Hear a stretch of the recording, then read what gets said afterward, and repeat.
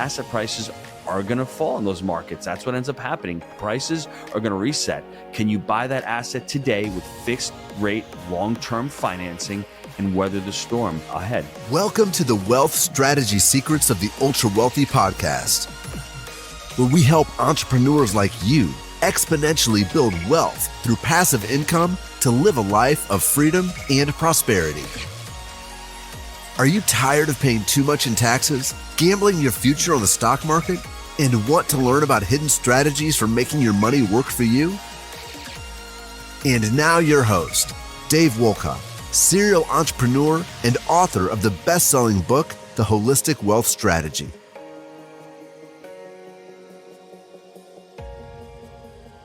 Hey guys, welcome to another episode on Wealth Strategy Secrets. Today we have the pleasure of hosting Gino Barbaro, a seasoned real estate investor, entrepreneur, and best-selling author. Gino's journey in the world of real estate has been nothing short of impressive, with a portfolio exceeding $100 million in assets under management. Gino is also the co-founder of Jake Gino, a multifamily real estate education company, and he shared insights into their unique framework of buy right, manage right, and finance right. In this episode, you'll have the chance to delve into the strategies that have propelled his success in the multifamily real estate arena. In this episode, we'll discuss the buy right, manage right, and finance right framework, effective management strategies to maximize cash flow and property value. We'll also cover current market perspective in multifamily real estate and opportunities and challenges in the current real estate landscape. And finally, we'll cover the importance of acquiring properties at the right price and mitigating risks. Without further ado, Gino, welcome to the show. Dave, thanks for having me on, my friend. How you doing? Yeah, doing awesome today. Really stoked to have you on the show. I know the listeners are absolutely going to love the discussion, which we already started going at it before in the green room. So really looking forward to this. And for folks who might not have heard of you or your background in your community, can you share a little bit about your background? You know, how did it all start for you? How did you get in the game? Well, Dave, before we started recording, we had the pre-podcast. And this is the podcast, right? So it was a lot of fun jumping on and getting to know you a little bit. And one of my favorite topics, honestly, is money. I mean, my parents were both immigrants, and I was raised at a young age to save. We like talking about money, but there was scarcity around money. It was more of like save for the rainy day. I got into the restaurant business because my dad owned the restaurant. I was 8 years old going to work with him, and I thought every 8-year-old went to work with their dad at the restaurant. So it was ingrained in me. And one of the things that the restaurant taught me over the years, I opened up my own place in 1994. I was 23 years old. I've been making payroll since 94. That's a scary thought, actually. But I've been doing it for a long time. And you know, when we opened it up, it was phenomenal. I mean, back in the 90s, you could literally own a small business and make a phenomenal living. I think all of that changed in 2007, 2008 with the Great Recession and also with technology. Once all of a sudden, all these different apps come online, we have to start delivering food. We have this competition. Things start changing. Expenses like healthcare and all this unemployment and all these other expenses start popping up. I say to myself, this is not sustainable. I can't live on one stream of revenue. I had 4 kids at the time.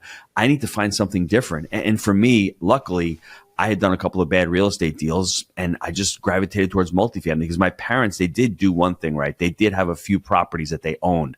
They owned the restaurant where I was working, and I was paying my mom rent, and she had 3 apartments upstairs. So I'm like, it's snowing this week. I'm not getting paid, but mom's getting paid. Mom's still collecting the rents. So that mindset of working really hard, you know, saving my money was a precursor, and I didn't even know that was a couple of muscles that I needed to start to be able to build wealth.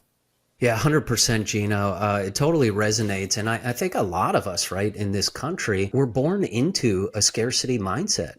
Right. That's where our parents kind of came from, that generation, and look at their parents, right? Even going through the Depression and different things. So it was just a whole different way about how we approach things. Everything from food and energy and everything was, you know, very limited. Right. And it was all about sweat equity. You know, how much could you, put into on the weekends? You know, I was always working on the weekends. I was always working multiple jobs. I was working at nights, and you just pat yourself on the back and say, hey, this is sweat equity, right? We're putting it in, right? But when you kind of can transition into an abundance mindset, you realize that your talents can have, a bigger impact. You can make more of a difference, right? When you're thinking kind of in abundance.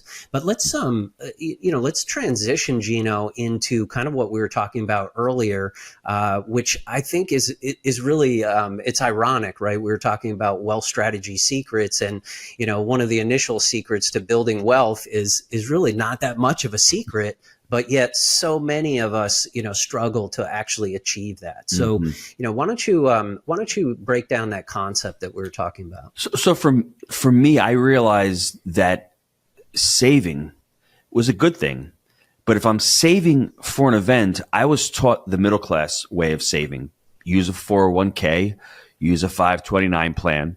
The problem was when my children got to the age of going to college or when I retire, there's a certain pot of money there. As the event occurs, that money gets depleted and it's no longer replenished. When I realized that I need to save to buy an asset and that asset will pay for the event, everything changed for me. And I'll give you a perfect example. In 2013, we bought our very first deal, Jake and me. We bought a 25 unit. It was our first deal. And over the years, rents went from $350 to where they are currently $1,100. The asset, we bought it for $600,000. It's worth over $2.5 million today. We've owned it. It's been 10 years. The benefits that we've gotten, the principal pay down, the tax benefits are all galore. But the kicker is the cash flow that I get every month. We get an average between $8,000 and $9,000 a month. This month, I got a check for $2,500 from that property. Well, that first property has put my first child through college. My second child is about to graduate. My third one's up to bat, all from one property. I still own it, and it's still producing money every single month. And that was the complete switch and the complete change for me. I think what happens when people are trying to create wealth, they need to have an understanding of their spending habits. You will not be able to create wealth no matter how much money you make. You can make $18 million a year. If you spend $17.5 million, well, you're going to be completely broke because you don't have any money to pay your taxes. But you need to be able to be diligent enough to save some of that money and have an understanding that you need to allocate that into assets that will be able to pay you for today and down the road. Yeah, I couldn't agree more. And the best book that really encompasses that topic is The Richest Man from Babylon. Yes. Right? Where you have to, try to save. And I know this is an important lesson we all try to teach our kids, right? Try to always kind of, pay yourself first, try to invest and buy assets, for the long term. And then that will kind of support you. But I know it can be challenging, right? We always have things in life that come up. We've got, things for our kids, maybe, with a career, or you've got a vehicle that breaks down and some of these unexpected expenses. But now more than ever is really critical. We're kind of coming into Q4 right now. So I think it's a great time for, investors to kind of work on, I wouldn't call it a budget, but I would call it a forecast. What does the next 12 months look like? And actually start by looking at your goals, right? And creating your vision and what do you want to get to in terms of, a certain cash flow goal you might have or a net worth, how many investments do you want to do in 2024? And then figure out, okay, now how can we get there, right? By, saving some additional money and different things. And the other thing that I would add to that as well, Gino, that I think is super powerful. It's, and that's why we do this show and, your show as well. It's educating investors to realize that even if you feel capital constrained, it's amazing the opportunities that you can come up with to actually generate new capital, right? It could be a new partnership or a new collaboration you have with someone or a side hustle or something.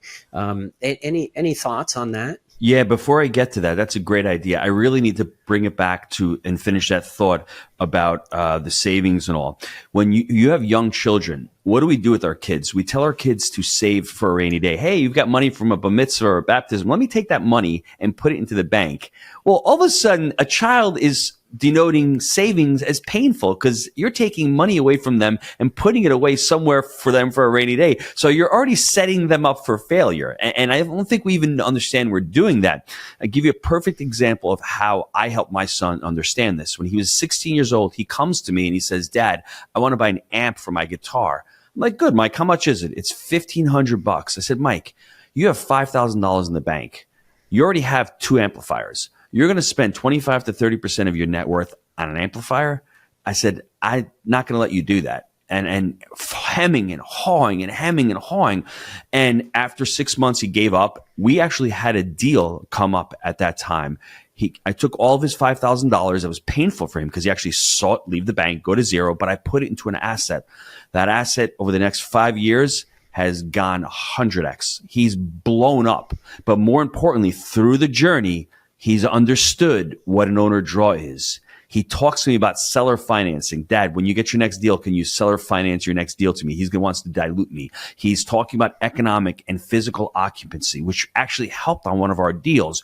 But he understands now that he put that money aside to work, and now every month those properties are paying him. And we've had like 4 or 5 refinances in the last 4 years from that one deal because he keeps putting into it. Instead of getting that money and buying something with it, he's saving that money to put into the next deal. And now we've just got another deal coming up, and he loves guns. He loves firearms, my son. He's like, I was about to buy a gun, Dad, but guess what? We've got this deal. I know you need 50 grand. I'll hold off on the gun purchase.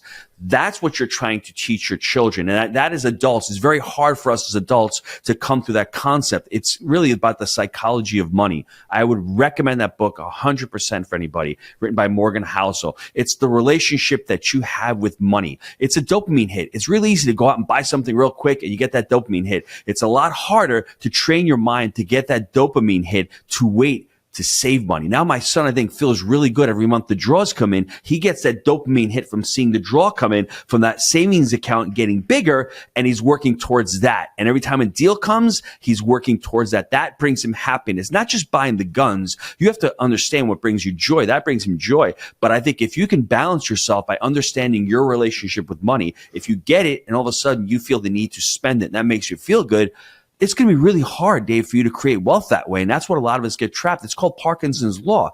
You make 100 grand, you spend 90. You make 200 grand, you spend 180. As you're starting to earn more money, you tend to increase your lifestyle. Well, if we can take a look at that and say, well, we were okay with 100. Why do we need 200 now? It's time to look at your account and to figure out how to manipulate it and to say, I need to put that little extra on the side, and then start feeling good about it. And then all of a sudden your brain starts associating saving and investing as a good feeling and going towards that. I hope that helped, because to me, it's been weighing heavily on my mind for the last 6 months, wondering, why do people have 7-figure incomes? They're making $1 million a year plus and they're living paycheck to paycheck. I think this is the reason why, to be completely honest with you. And they'll always be stuck in that rat race and that hamster wheel if they don't adopt this new mindset and these new habits where they can allocate some of their money aside and start putting that money towards assets.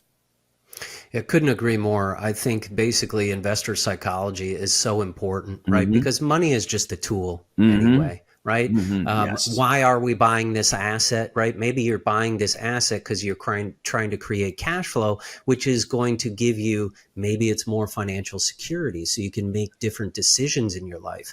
Like, I know, looking at my kids, if they had, a few $100K in the bank, it might be making different decisions right now about their career. Right. But getting crystal clear clarity on what your goals are, what your vision looks like, and then starting to put a plan in place, to be able to get there. Right. So whether that's, saving more, coming up with more capital creation types of opportunities to get there, that is really at the heart of this. Right. Because the investments are just the technical piece of, how you're going to actually get there. But if you don't have it really wired in your mind, you're gonna miss the target if you don't have one every time. You asked a great question. I really want to answer the question. For me, I think you said collaboration. In real estate, it doesn't come down to whether you have money or not, because most of us start without money. Jake and I, in that very first deal, it was a total of $87,000. Me, Jake, and my brother each put $27,000 into that deal. We used seller financing on that deal. And guess what? Seller financing is back. It's raging back because deals are harder to finance right now. There's more opportunity with seller financing. I think the other thing that you need to figure out is you hit it with goals. But as an investor, as a person, what are your values? I think if you can figure out what your values are, that comes back to the psychology of money. Are you more of a risk taker? if you have a long-term mindset and you're willing to defer it, multifamily is the best vehicle, because within the next 5 years, if you start investing now, I can almost promise you within the next 5 years, if you do all the right things, you will be able to retire, because that 5-year cycle will allow the assets that you're buying to be able to matriculate, where you'll be able to pull that equity out and resource that equity. It takes a little bit longer, but figure out what your values are. And if you're the kind of person who likes adrenaline, who's deal junkie and all that, multifamily may not be the venue for you early on, because you may need to be doing transactions. You may be getting into crypto. That's why you have to understand what the makeup is all about. But to your question, syndications are an amazing way to start scaling up and getting into multifamily. If you don't have the credibility, go out and find an operator who does. Try to partner with that operator. Try to bring value to that operator. See how that operator can use your help. Are you boots on the ground there? Can you help them asset manage? Can you help them raise capital for it? And get on a team. Or if you have money, capital sitting around, you as a limited partner, invest in somebody else's deal as a limited partner. Understand that you have to know how to underwrite the deal and do it as if you're doing it yourself. But there's so many ways to get into real estate that I think people just think of them doing themselves. And there's so many functions and so many different facets of the real estate space that you need to have a team. I mean, multifamily is a team sport, because you have investors, you have asset managing, you have property managing, you have deal sourcing. There's so many different avenues and venues to get into this business that if you can find one that you shine in and you can start partnering up with other people, great way to start scaling up in the business. Have you created an overall wealth strategy for your own investment thesis? I call it the baby money soldiers. And basically what it is, this is my wealth thesis. I have a dollar bill here, right? Every dollar that comes into your life is what I call a baby money soldier. Now, a part of that dollar is operating expenses. You have to live with operating expenses. You have to deal with it. Part of it are luxuries. You go out, you have a good time, go to dinner, go partying. Part of that dollar needs to be saved to buy assets. Part of that dollar you can use for education. Education is an investment in yourself, right? Part of that dollar needs to be put into reserve, because you know what? At one point, you may have a problem. You may have an opportunity. The way you allocate your baby money soldiers, your dollars, will indicate how you become wealthy in life. The goal is to procreate and let those baby money soldiers continue to multiply. Most people early on use too much of the baby money soldiers towards luxuries. When you do that, they're dead. They have no shot. They use them for operating expenses, like having cars, right? You need a car, but do you need $1,000 a month car payment? Do you need to have a $4,000 mortgage bill? Do you need high hour? You want to cut them back. The goal is to have enough in reserve. I like to use whole life insurance to put my money in reserve, because it's a savings vehicle. It's a life benefit and it's also a death benefit. It's part of estate planning, right? That's really, really important for me, but I can have access and I have liquidity from day one. So part of my money are in reserves, part of my soldiers, I'm not going to bring them out to the battlefield. But the other part are going to go onto the battlefield, like the game of Risk. They're going to conquer a property. Once that property is conquered, it's going to create little baby money soldiers. I don't kill them by buying luxuries with them. I take those and I save them to go out and conquer another property. When that first property that I bought refinances, all of a sudden I've got a bunch of baby money soldiers here that they've procreated. Don't kill those baby money soldiers. Put those into another deal. Then the second deal, when it refinances or it sells, you're creating more baby money soldiers. The problem is people kill their baby money soldiers too early in life. They don't give them a chance to procreate. And that's the problem. And what I call mercenaries in my game is just using other people's money. When you're borrowing money at the bank, 80% loan to value, 70% loan to value, you're borrowing mercenaries from the bank and using them. If you can use mercenaries wisely in your game, you can become super wealthy. But the goal is really to continue to let these baby money soldiers procreate. And at one point, the cash flow from these properties, you're living off of that cash flow. You can use that cash flow to buy your luxuries, right? To live a great life, but let these properties continue to matriculate. Makes sense. Creating massive passive income, always taking your income, reinvesting that, right, into the future. And this is all about delayed gratification as well, right? Because when you can have clarity on that goal and where you're going, it's much easier to actually invest, right, your existing, assets into something else. Gino, tell us about certainly interesting times we're in, talking about impending recession. Multifamily market has been very challenged, right, with the current debt environment. Equity is down on the capital raising side this year. What are your thoughts in terms of where we are in the cycle, and what are you thinking about for 2024? What if everything you thought you knew about investing was wrong? Would you like to create a wealth strategy like the top 1% have and get exclusive access to top private equity deals that provide downside protection, tax efficiency, predictable cash flow, and have a lucrative upside? Discover how with the Pantheon Advantage and join our investor club today at pantheoninvest.com. Dave, that's a great question. Jake and I were just talking about it this morning. He sent me an article from Forbes, and Forbes was comparing 2008 to 2022. And they think 22 is where the recession occurred, and we're already coming out of the recession. You look at the stock market was down, real estate was down. There's some differences between them. Back then, inflation, there was no inflation. Now there's inflation. The weird part about where we are right now, our asset prices are at a certain level. We still have inflation. They're going to continue to raise asset prices up. The cost of capital has gotten high. So if you haven't had to sell your property, you're okay. You can always buy real estate. You can't always sell real estate. And this is one of those areas right now that if you need to be a motivated seller, you're going to get a haircut. And they've been able to pushing off, but there's a lot of distress in the market right now. You saw in October all those maturities coming due and a lot of new partnerships, a lot of new general partnerships. There's where the opportunity is. And I think with the cost of capital where it's gone to, the Fed didn't do a good job. They raised rates too quickly. They should have raised them sooner, slow this thing down a little bit sooner. But there was an election back in 2022. Let's not kid ourselves. They didn't do it because they didn't want to affect the election. But you know what? They did it back in 2019 when the other guy was in office. So we can't say it's one or it's both parties. It's just the system itself. Understand how the system works. They're going to have to lower them before the next election. That's just how the system works. That's my opinion. I think it will happen because it's already slowed down. I mean, you see single family homes, they're at a 30-year low of where they're trading. I mean, it's ridiculous what's going on. They're talking about supply and demand. To me, I think long-term multifamily for myself, it's a basic human need. You can't buy it on the internet. There's certain commercial assets that I would not want to be around. I don't want to be around office right now, specifically in certain markets. I think self-storage is doing okay, but I'm not really up on self-storage. But what happens if you get into a deep recession? Are people going to keep their garages, their self-storage units? They may, because they're addicted to junk. But I think for me, multifamily going long-term, there's an opportunity with the seller financing, with, recourse. You got to use recourse debt in some of these loans, but credit unions are an amazing place right now to be looking for financing. Community banks are a little bit more challenging, but that's how credit unions have stepped in. And for us going forward, rents have stagnated. They've slowed, which is a good thing because they were going up 20% a year plus. I think the key right now is to find markets that you feel comfortable in that are going to be, I don't want to say recession proof, but that are going to continue to grow. You want jobs to continue to come down into the markets that you're invested in. You want people to continue to come down. If you're in a market where you're losing a lot of jobs and you're losing population, well, what follows is rent loss, and basically your supply, your demand for your asset is not there, so rents are going to drop. So just be careful where you're investing in. And people are talking about secondary and tertiary markets right now as something that's hot. We've been investing in Knoxville.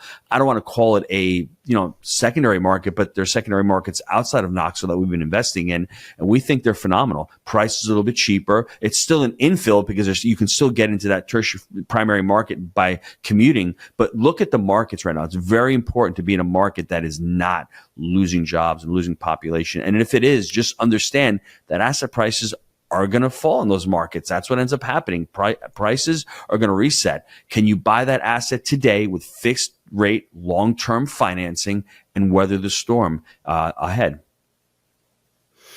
Yeah, that was going to be my question, right? Because, in October, right, jobless claims have been increasing, right? So you've got unemployment on the rise, right, which is a major early indicator of what's to happen in some of these markets that have been overheated, right? If people they start to lose their jobs, they can't pay the rent, right? That could be potentially the biggest risk that those Yes. assets are facing. And then if you can't keep up with the cash flow, right, your NOI is going to suffer. And then, you're going to start to see some assets that need to be traded pretty quickly. So I think there's going to be opportunities in 2024.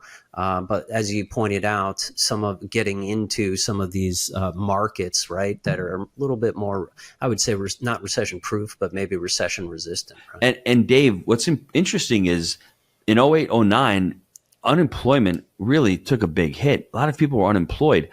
This part of the cycle, this market cycle right now in the last couple of years, unemployment hasn't been affected. And it's funny because the Democrats want low unemployment because they want low interest rates because low interest rates have really low unemployment.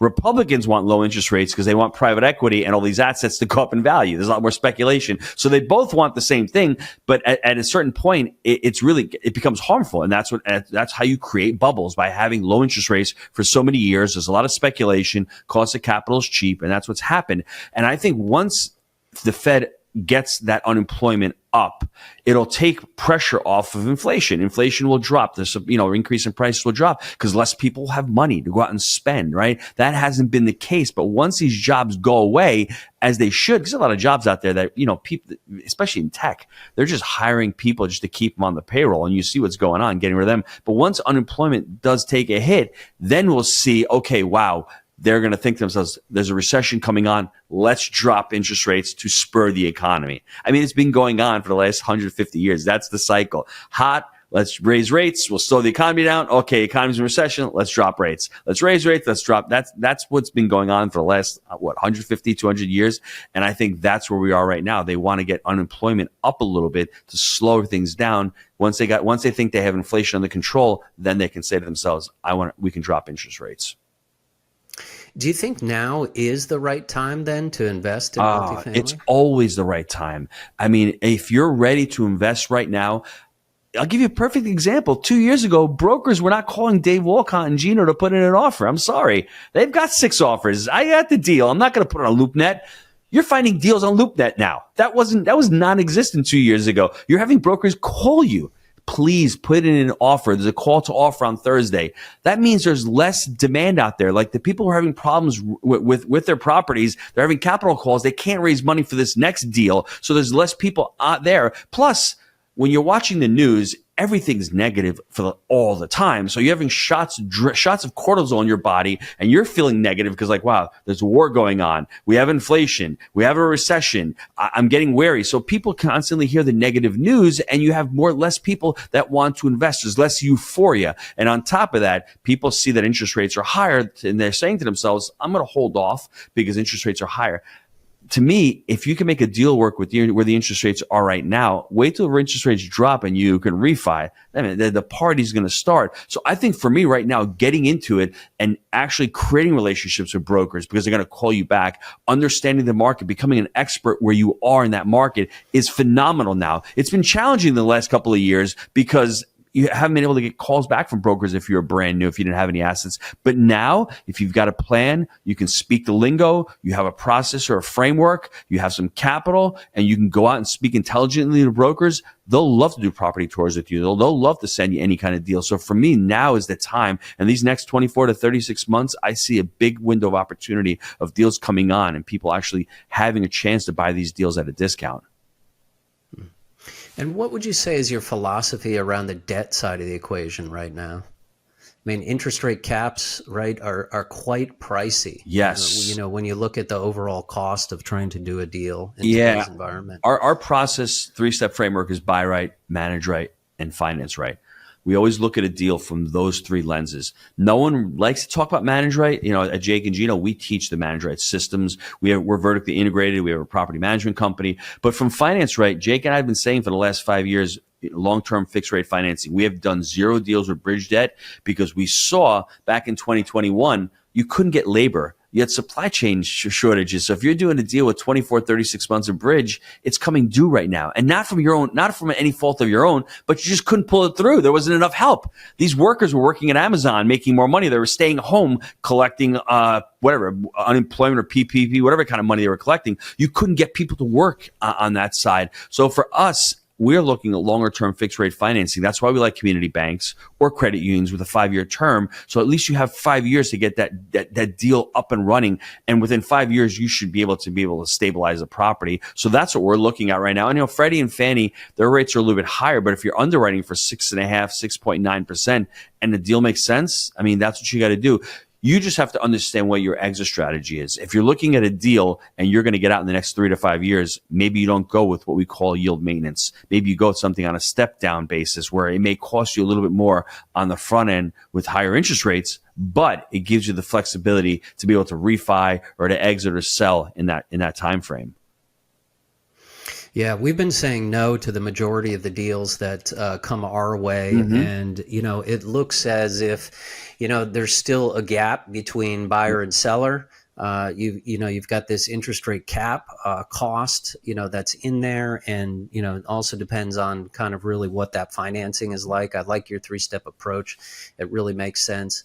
What other ways are you employing to mitigate risk for your investors getting into these assets? So for us, when you're looking at it to mitigate risk, for us, it comes down to, we like to manage our own deals. So that's one way you mitigate risk.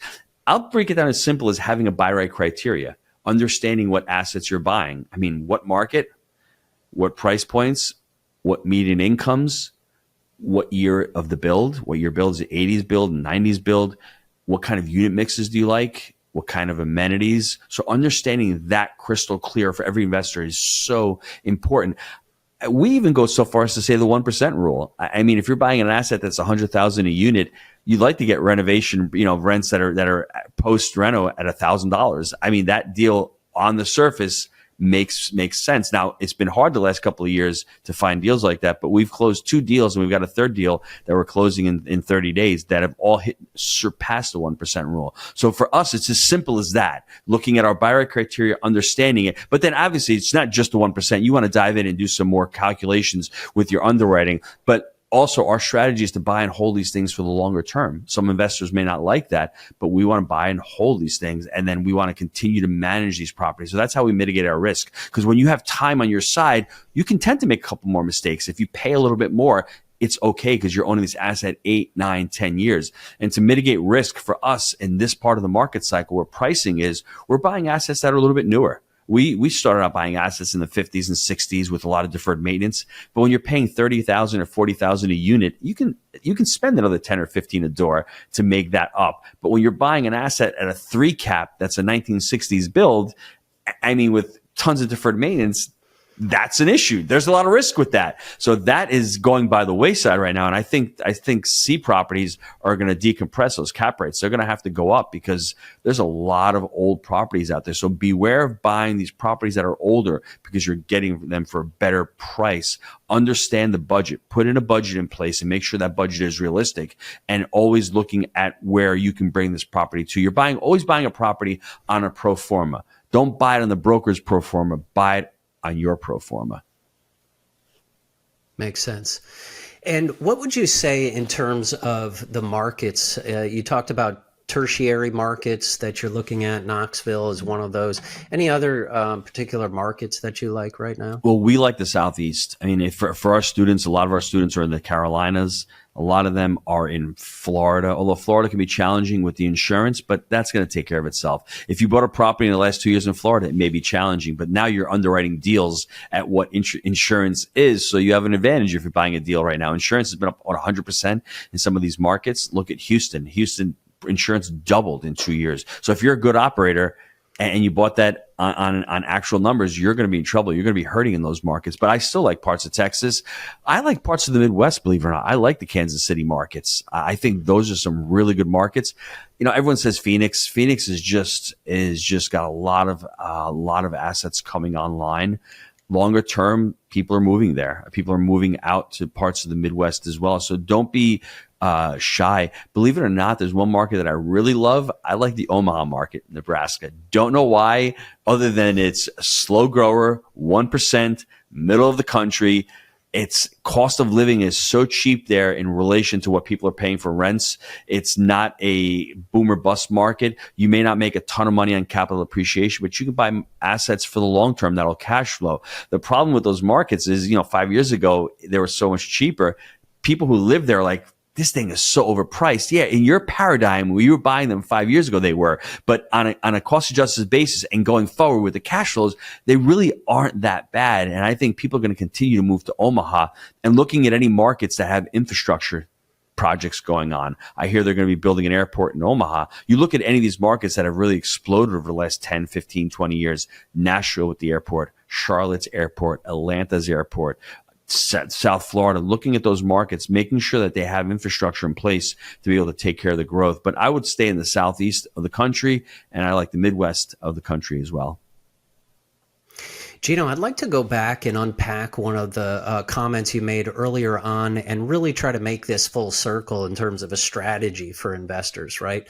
Because that's what we're all about, is kind of putting this strategy in place so that you have something that's much more all-weather in terms of allocating capital, and you're not just looking at that shiny object, right, that kind of comes along your way. But you talked about the value of whole life insurance policies. I've been such a strong advocate of myself that we actually got licensed, and we help our clients with that as well. And I've been using it for over 10 years. And it's just been such a phenomenal tool to be able to basically, to your point earlier of like, okay, if you're saving capital, right, where do you want to put it that's most efficient? Well, when you put it in this vehicle, it's compounding tax-free, right? You have creditor protection around it, and you have access to it. You have that liquidity option to be able to go invest when that next deal kind of comes around. And it's always, for me, it's always been like a rinse and repeat strategy. And then I also had, during the course of building several businesses over the years, sometimes you don't always have the greatest quarter, right? So you want to be able to be in a position to protect your downside. And what better place to kind of keep your capital, right, that's working for you on the sideline. So how has your experience been with it in terms of your business and personal wealth? Yeah, there's a few things I could say about this. The first is people always look at whole life and they look at the price versus the value. Well, these agents are getting wealthy. Well, what are the agents doing at Fidelity with your 401k? If you look at it on a cost basis going forward, your fees and your stuff in a 401k going long term are a lot more than what you're paying for your whole life. Now, whole life may take a few years for it to seed and to grow, but it's not an investment. It's an asset. And you're not chasing yield. Remember that baby money soldier? That baby money soldier, not every dollar needs to be at risk. We've been, told that cash is trash and you need to make as much money on every single dollar. You need to have some of that dollar put aside. For me, for whole life, I bought my first policy back in 2000, and my mindset back then was, but this is an expense. I'm putting money into a dark hole, $5,000 every year, and I'm not getting any money back. That's how it felt to me. And for me, 20 years later, I'm putting $5,000 a year and is returning 14 and 15 now. It takes years for it to see, but like I said, it's a long-term mindset. I use that policy back in 2008 to buy a couple of duplexes. If I had that money in a 401k plan, I would have been penalized. I would have been able to take it out. The opportunity cost is so massive. It's so important. And I think people don't understand that. We called it the dual asset strategy. Basically, you buy an asset, you have the asset of whole life, you borrowing the money out. And a concept to me, I have to borrow my own money. That's not fair, but it's, you're earning interest on one end. It's uninterrupted compounding. You're taking the money out. You're borrowing that money to buy a multifamily property. That multifamily property starts generating income. You tend to pay the loan back. When this loan is paid back, guess what? You have two assets now. You have the whole life policy with the death benefit, the cash value, the protection, all of those benefits, and you have the multifamily asset. And if you do that a couple of times, guess what? It's just very difficult for people who are trained to buy term and invest the difference. Well, for some people, that may be great starting out, but I've interviewed countless 8-figure net worth individuals. Every single one of them has whole life in their portfolio. They tend to have real estate, they tend to own businesses, and they tend to have whole life in there. But every single one of them, 7-figure net worth earners, they tend, I'd say 75 to 80%. People who have 6 figures and less, they don't really look at it as an asset. They rather say to themselves, I'll buy term, and then, problem is 99% of term policies expire, which is a good thing. But when you're 52 years old and you have to re-up it, it gets to be prohibitively expensive when you can have locked it in at a younger rate. It's just that thing where you have to try to justify borrowing money and paying for my own money, which is a painful thing for people. And it is expense early on, because early on, it does take a few years for it to get going. But man, once it gets going and you have that money sitting there, it's guaranteed. You know how much money you're going to be making every year. It's such an amazing way to put money aside and have that asset there, and you can forget about it one day when you need the money, or you need to collateralize that cash value because you need to put it somewhere, but you don't need to take it out. What a wonderful benefit that was. I needed $75,000 back in 2014. I was broke. We had just done a $4 million deal, and my banker said he needed a letter of credit. And I'm like, where am I going to get 75 G's? I don't have any money. I said, I've got a whole life policy. He goes, well, collateralize it. You don't have to take it out of the policy. I'll just collateralize it. I collateralized it for a year, and guess what? Game over. Life-changing opportunity. If I had a 401k, I would have had to borrow the money out, pay penalties, and then put the money back in. This was such an amazing thing. So it's just really about opportunity cost and about buying and continue to put your money into assets. Yeah, it's really a brilliant strategy, and most sophisticated investors that I know have this as part of their overall strategy. Mm-hmm. Gino, if you could give just one piece of advice to our listeners about how they could accelerate their own wealth trajectory, what would it be? You said it early on, delayed gratification. If there's one piece of advice, if you can delay the gratification, put the money in to buy assets that generate the cash flow and the passive income, and continue to do that. And then at one point, that cash flow, that passive income will pay for your lifestyle, will pay for all the things that you want. Excellent. It's been such a pleasure having you on the show, Gino. I know the audience is going to enjoy this. If they want to connect with you, learn more what you guys are doing at Jake and Gino, what's the best place? Just go to jakeandgino.com. If you want to learn more about multifamily, just apply to work with the team, jakeandgino.com/apply. We've got the buy right, the manage right, the finance right. That's our 3-step framework. That's our process. And it's for anybody who's either actively investing or passively. Because if you're a passive investor out there willing to put $150,000 with the Gino or a Dave in a deal, you should know the business implicitly. You should know how to buy that asset, finance it, and manage it. Even though you're not going to, you should still have that level of knowledge to be able to do that. So when you do give your money to somebody, you understand that they're the fiduciary, they're taking your money, but you understand their plan, and you understand that that plan fits with what you're trying to accomplish. Awesome. Thanks again for coming on the show, Gino. Thanks, Dave.